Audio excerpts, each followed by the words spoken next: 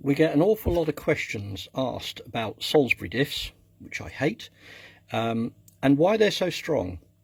And there is an Achilles heel as well. So let's have a look at what are called centre cross pins of differentials. So first here we have a 1948 16mm cross pin out of a series diff.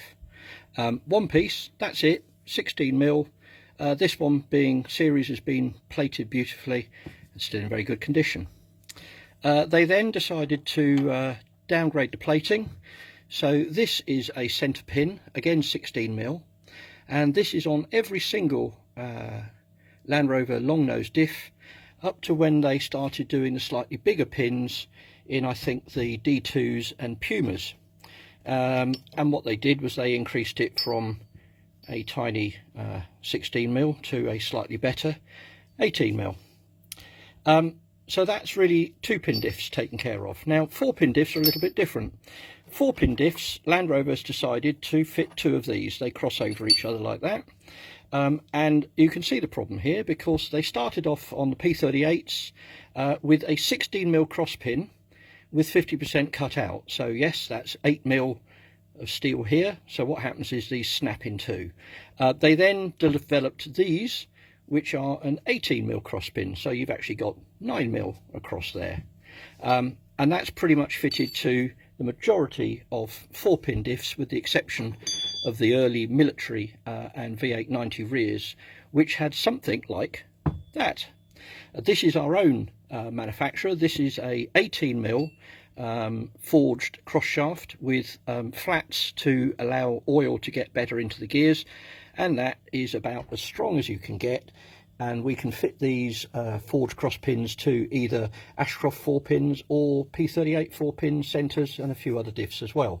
So why is a Salisbury so strong, people say? Well, it's strong because the centre is actually nothing to do with Land Rover. It's a Dana 50.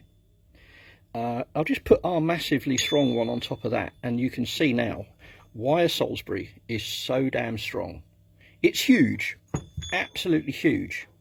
Now the problem is that the strength of a Salisbury comes purely from the fact it has this massive gear in here. If you take this out and you put an ARB in, you don't have a forged cross shaft anymore. What you have is one of them and one of them and one of these each side, and the idea of that is nowhere near as strong as that.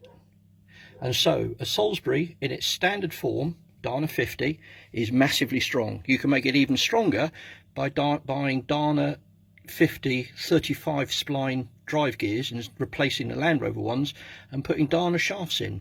Massively strong axle. Very expensive to rebuild, and we don't work on them anymore. But maybe that explains to people why a Salisbury is that much stronger than an ordinary Land Rover diff. And that's it. Bye for now.